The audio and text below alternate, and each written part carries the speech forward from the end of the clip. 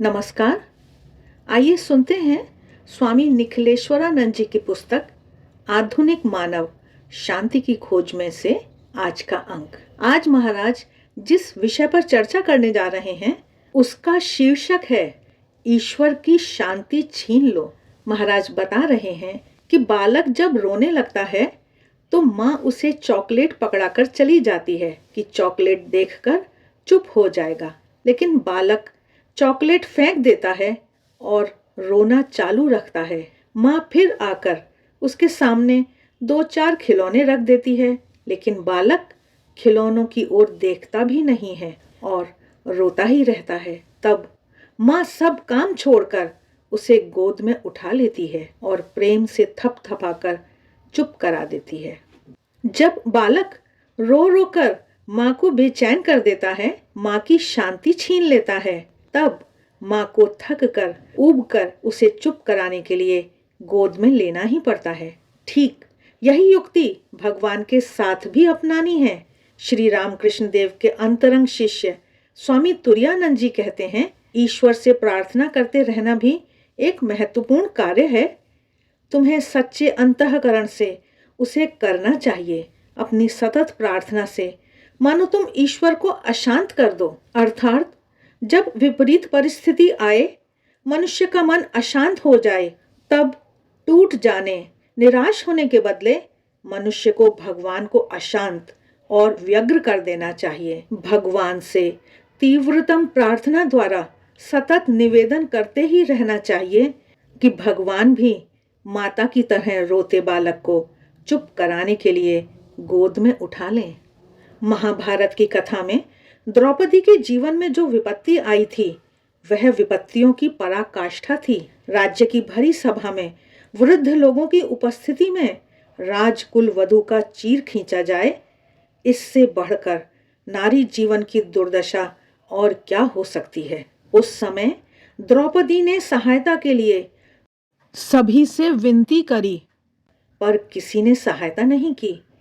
अंत में दुखी भाव से उसने श्री कृष्ण को पुकारा।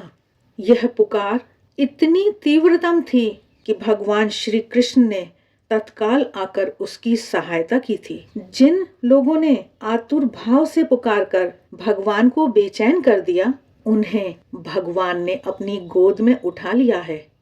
मीरा ने भगवान को तीव्रतम उत्कंठा से पुकारा तो वे भगवान श्री कृष्ण को पा गईं। ऐसा कहा जाता है कि द्वारकाधीश ने मीरा को सदेह अपने में समाहित कर लिया था। चैतन्य महाप्रभु के साथ भी ऐसा ही हुआ था। कृष्ण के विरह में वे पागल हो गए थे। उनकी आंखों के आंसू सूखते ही नहीं थे। वे भगवान जगन्नाथ मंदिर के गरुण स्तंभ के पास घंटों तक खड़े रहकर अनिमेष नेत्रों से जगन्नाथ जी की मूर्ति को देखते रहते थे। जिस स्तंभ को पकड़कर वे खड़े रहते थे, उस स्तंभ के पत्थर पर उनके हाथ की छाप पड़ गई थी, ऐसा कहा जाता है। कृष्ण कृष्ण रटते रटते उनका समग्र जीवन कृष्णमय हो गया था। ऐसा तीव्र भाव हो तो फिर भगवान आएंगे ही ना। उनके लिए भी कहा जाता है कि भगवान जगन्नाथ ने उन्हें सदेह अपने में समाहित कर लिया था। आगे स्वामी निखिलेश्वरानंद जी रामकृष्ण परमहंस देव जी के जीवन की चर्चा करते हुए बता रहे हैं कि कैसे वे माँ आज का दिन भी व्यर्थ गया, तूने आज भी दर्शन नहीं दिया। यह क्षणभंगुर जीवन तो बीता जा रहा है, क्या तू कभी दर्शन नहीं देगी? क्या तू इस दीन बालक पर कृपा नहीं बरसाएगी? यह कहकर दक्षिणेश्वर के काली मंदिर के छोटे पुजारी अर्थात श्री रामकृष्ण देव धूल में लौटने लगते थे और माँ का दर्शन नहीं होने से तीव्र क्रंदन करने लगते थे। उनके मुंह पर खरोंचें पड़ जाती थीं, पर उन्हें कुछ होश नहीं रहता था, इसलिए लोग उन्हें पागल ब्राह्मण कहते थे। हे माँ, तू सच में है या पत्थर की मूर्ति है? तू मृण्मयी है या चिन्मयी? तू सचमुच है या कल्पना है? यदि है तो दर्शन क्यों नहीं देती? तेरे बिना मेरे प्राण व्याकुल हो रहे हैं। प्रतिदिन इस प्रकार प्रार्थना करने पर भी दर्शन नहीं होने से एक दिन पागल पुजारी अर्थात श्री रामकृष्ण देव ने माँ के मंदिर में जाकर खड्ग हाथ में लेकर माँ तेरे दर्शन के बिना जीना व्यर्थ है कहकर तलवार को अपनी गर्दन के ऊपर उठाया। तभी मिट्टी की मूर्ति में से ज्योतिर्मय रूप प्रकट हुआ। उनके हाथ से खड्ग गिर पड़ा, वे स्वयं भी नीचे गिर पड़े। इसके बाद क्या हुआ उन्हीं के शब्दों में, और मैं बेहोश होकर जमीन पर गिर पड़ा। इसके बाद वह दिन और दूसरा दिन कैसे बीता मुझे उसका पता नहीं, परंतु मेरे अंतर में एक अपूर्व और विशुद्ध आनंद का प्रवाह दौड़ रहा था। जगदम्बा का साक्षात करने वाले ये पागल पुजारी थे श्री रामकृष्ण देव, जिसने तीव्रता से पुकारकर ईश्वर की शांति को छीन लिया है, उसे ईश्वर अवश्य मिले हैं।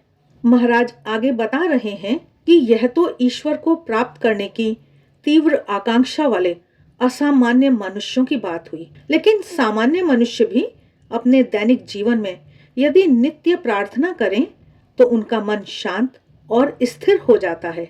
फिर किसी भी विकट परिस्थिति में वे स्वस्थ रह सकते हैं।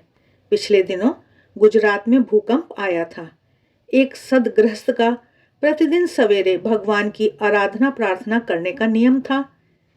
उस समय वे प्रार्थना में बैठे थे। भूकंप आया तो पत्नी रोने लगी। उन्होंने पत्नी से कहा, इस प्रकार घबराने से कुछ नहीं होगा, और पत्नी का हाथ पकड़कर सुरक्षित बाहर निकल गए। जो व्यग्र होकर रोने धोने लगे वे कुछ ही क्षणों में मकान गिरने से दब गए। महाराज बता रहे हैं कि प्रार्थना ने उन्हें स्वस्थ रहने की शक्ति और अनासक्ति प्रदान की थी। कठिन परिस्थितियों में प्रार्थना और नाम स्मरण अविचलित रहने का बल देते हैं। गुजरात में भूकंप के समय एक महिला और उनकी बेटी मलबे में दब गईं। 12 वर्ष की बेटी के ऊपर एक बड़ा पत्थर आ रहा था। यह देखकर उस दबी हुई स्थिति में भी माँ ने अपने दोनों हाथ से धक्का मारकर उसे धकेल दिया। फिर माता पुत्री उसी स्थिति में भगवान का सतत स्मरण करती रहीं। कितनी बार बचाओ बचाओ आवाज लगाई पर किसी ने नहीं सुनी। दोनों का गला बैठ गया। फिर दोनों भगवान की जैसी इच्छा सोचकर प्रार्थना करती रहीं। अंत में मदद आई।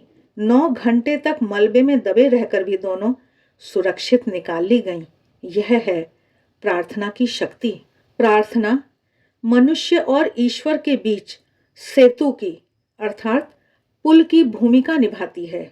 भगवान के सामने सच्चे भाव से निवेदन करने के बाद भगवान ऐसी परिस्थिति का निर्माण करते हैं कि मनुष्य कठिनाइयों से शीघ्र पार हो सकते हैं। प्रार्थना से मनुष्य की आंतरिक शक्ति बढ़ती है। उसमें आत्मविश्वास जागता है कि भगवान अब मेरी स्थिति जानते हैं।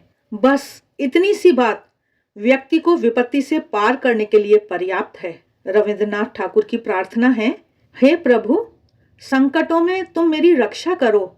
ऐसी मैं प्रार्थना नहीं करता हूँ, लेकिन संकट देखकर मैं भयभीत नहीं हूँ, यही चाहता हूँ। मेरा भार हल्का हो जाए ऐसी सहायता मैं नहीं चाहता हूँ, पर उस बोझ को उठाने की शक्ति मुझे मिले यह मैं चाहता हूँ। दुख और भय से मेरा मन व्यग्र हो तो तुम मुझे सांत्वना दो, ऐसी मेरी मांग नहीं है, लेकिन उन दुखों पर विजय प्राप्त कर सकूं ऐसी शक्ति मुझे मिले, मैं यही मांगता हूँ। महाराज कह रहे हैं कि ऐसी प्रार्थना करने से भले ही दुख दूर न हो, पर उस दुख को सहन करने की शक्ति अवश्य बढ़ती है। ऐसी शक्ति मिलने के बाद दुख का जोर कम हो जाता है। प्रार्थना तो भगवान के साथ सीधा वार्तालाप है। विश्व का संचालन करने वाली उस महान शक्ति के साथ संवाद है। यह संवाद कभी भी किसी भी स्थिति में हो सकता है। ईसाई धर्म के महान संत ब्रदर लॉरेंस के जीवन की बात है। वे सेना में थे। लड़ाई में उनका एक पैर कट गया था। फिर वे ईसाई धर्म के एक संघ में जुड़ गए। संघ में उन्होंने 26 वर्षों तक रसोई घर में काम किया। उनके जीवन में जब कोई कठिनाई आती या उन्हें कुछ समझ में नहीं आता तो वे भगवान के साथ बातें करते थे। हे भगवान, आपके सिवाय इस जगत में मेरा कोई नहीं है। मुझे कुछ समझ में नहीं आता, आप ही मुझे समझाइए, सिखलाइए और मार्गदर्शन कीजिए।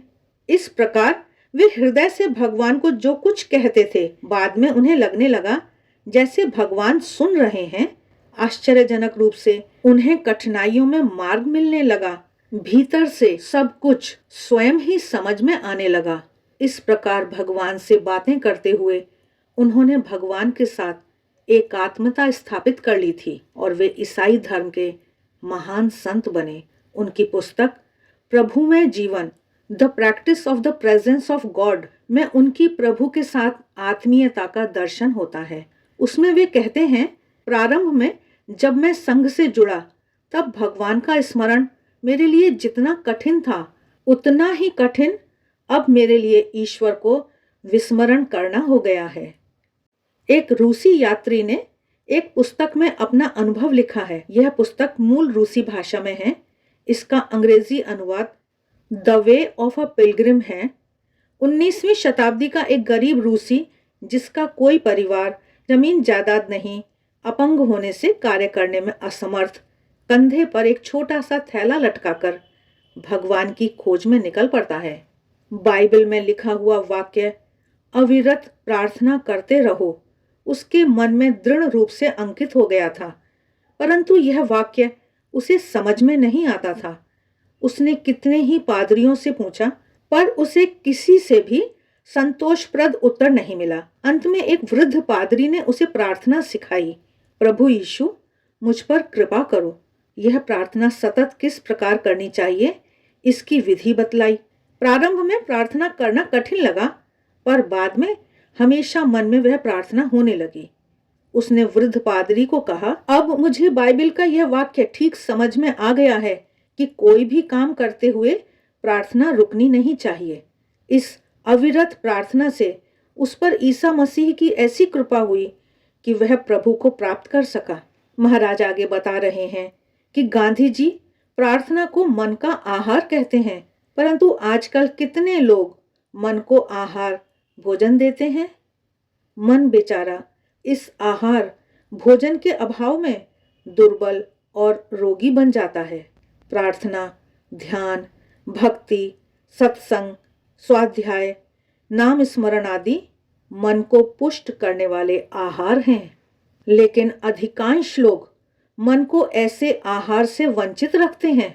इससे वह दुर्बल और कमजोर हो जाता है। फिर उसकी स्थिति ऐसी हो जाती है कि छोटी सी भी कठिनाई के सामने वह टूट जाता है, निराश, हताश हो जाता है, स्वयं को खत्म करने के मार्ग पर चल पड़ता है और सब कुछ समाप्त कर देता है। ऐसी स्थिति पैदा हो उससे पहले मन को प्रार्थना के द्वारा पोषण देना शुरू कर देना चाहिए। बहुत देर हो जाए उससे पहले भगवान के साथ प्रार्थना की डोर बांध देनी चाहिए। जिस क्षण हृदय में शांति और सच्चा सुख पाने की इच्छा जगे, उसी क्षण भगवान से प्रार्थना आरंभ कर देनी चाहिए। आशा है स्वामी निखिलेश्वरानंद जी द्वारा बताई गई इन बातों पर हम चिंतन व मनन अवश्य करेंगे। आप सभी की मंगल कामना के साथ मिलते हैं फिर। धन्यवाद।